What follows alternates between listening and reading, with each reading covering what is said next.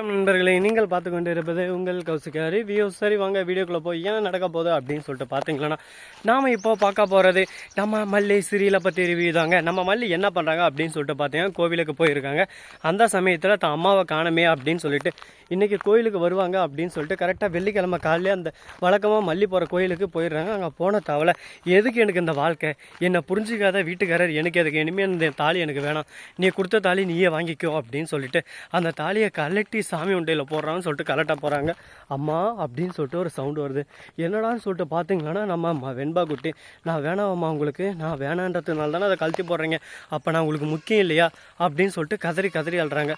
உடனே பார்க்கணுமே, ஐயோ மல்லி என்ன அப்படி பார்க்காத அப்படின்ற மாதிரி ஒரு பக்கம் நம்ம வெண்பா சொல்கிறாங்க. உடனே மல்லி ஓடி வந்து அவளை கட்டி பிடிச்சின்னு, நான் எதுவுமே தப்பு பண்ணலை, உன் மேலே எனக்கு ரொம்ப பிடிக்கும், உன்னை எனக்கு ரொம்பவே பிடிச்சிருக்கு, நீ தாம்மா என் உலகம் அப்படின்னு சொல்லிட்டு சொல்கிறாங்க. ஆனால் உங்கள் அப்பாவுக்கு என்ன சுத்தமாகவே பிடிக்கல, என்ன இந்த வீட்டை விட்டு துரத்ததெல்லாம் பார்க்குறாங்க, அதுக்காக தான் நான் இவ்வளோ எஃபெக்ட் போட்டுருக்கேன் அப்படின்னு சொல்லிட்டு எல்லாத்தையும் சொல்கிறாங்க.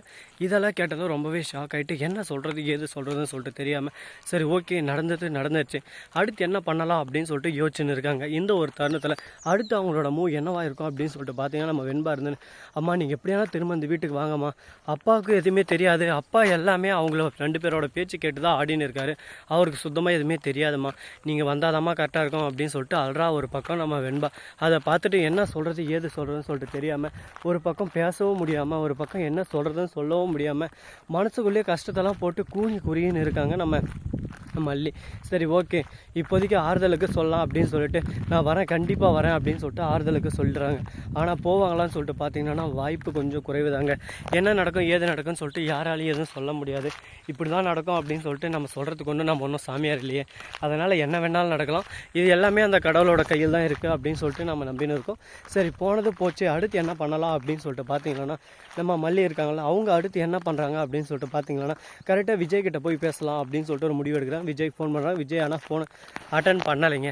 அடுத்த செகண்ட் விஜய் ஃபோன்லேருந்து கால் வருது. ராஜேஸ்வரி பேசுகிறா, ஏண்டி நான் உன்னை அந்த வீட்டை விட்டு துரத்துனதும் என் தம்பிக்கு ஃபோன் பண்ணி நைஸாக அப்படியே சும்மா அந்த மாதிரி இந்த மாதிரி பேசி என் தம்பியை மைக்கி திரும்ப அந்த வீட்டுக்குள்ளே வந்துடலான்னு பார்க்குறியா, எதுக்கிட்டே உனக்கு இந்த மானங்கட்ட பொழப்பு, இந்த வெக்கங்கட்ட பொழப்பு, இந்த பொழப்புக்கு நீ போயிட்டு நல்லா என் வாயில் வருது, எதுக்கு நான் சொல்லணும்னு பார்க்குறேன்னு சொல்லிட்டு ராஜேஸ்வரி வார்த்தையை விட்டுறாங்க. அவ்வளோ ராஜேஸ்வரி மேடம் என்ன நடந்துச்சு ஏது நடந்துச்சுன்னு வார்த்தையை விட்டாதீங்க, வெண்பாங்க கோயிலுக்கு வந்திருக்கா தனியாக, அதை சொல்லலாம் வந்து கூட்டிகிட்டு போக சொல்லலாம் தான் சொன்னேன் அப்படின்னு சொல்லிட்டு சொல்கிறாங்க. ஓ இப்போ வெண்பாவே நீ வர வச்சிட்டியா, இப்போ வெண்பாவை நைஸாக வர வச்சு அவன் மூலயமா கரெக்டாக எல்லாத்தையும் நீ அபேஸ் பண்ணலான்னு பார்க்குறேன். எனக்கு நல்லாவே தெரியுது உன்னோட பிளான் எல்லாமே, நீ என்ன பண்ண போகிறேன்னு சொல்லிட்டு எனக்கு நல்லாவே தெரியுது. இதுக்கு மேலே உங்ககிட்ட பேசி ஒன்றுத்துக்கு யூஸ் ஆக போகிறதில்ல, நான் எங்கே பேசணுமோ அங்கே பேசிக்கிறேன் அப்படின்னு சொல்லிட்டு ரொம்பவே கோவமாக ராஜேஸ்வரி ஃபோனை வச்சுறாங்க. உடனே விஜய்க்கு ஃபோன் பண்ணுறாங்க. டே விஜய், உன் பொண்ணு பார்த்தியாடா, அந்த மல்லி அசாத வந்து உன் பொண்ணை ஸ்கூல்லேருந்து கூட்டின்னு போயிட்டு இருக்கா, இப்போ அந்த கோயிலில் தான் இருக்கா அப்படின்னு சொல்லிட்டு சொல்கிறாங்க. மல்லி முன்னக்கடா வீட்டில் தானே இருந்தா அப்படின்னு சொல்லிட்டு விஜய் சொல்கிறாங்க. என்னது அப்படின்னு சொல்லிட்டு, இல்லை வெண்பா முன்ன கூட வீட்டில் தானே இருந்தேன், அப்போ எப்படி அவள் கோயிலுக்கு போனா அப்படின்னு சொல்லிட்டு கேட்குறாங்க.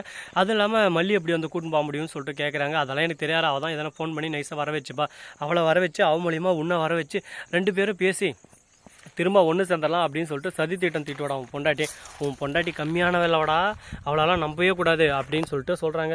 இதை கேட்டதும் நம்ம விஜய் என்ன பேசுறதுன்னு சொல்லிட்டு தெரியாமல் ஒரு பக்கம் மல்லிக்கும் சப்போர்ட் பண்ண முடியல, மறுபக்கம் என்னை வளர்த்த எங்கள் அக்காளுக்கும் சப்போர்ட் பண்ண முடியல, ரெண்டு பேருக்கு நடுவில் மாட்டினு ரொம்பவே பாடாப்பட்டுன்னு இருக்குன்னு அப்படின்னு சொல்லிட்டு ரொம்பவே கவலைப்பட்டுன்னு இருக்காங்க.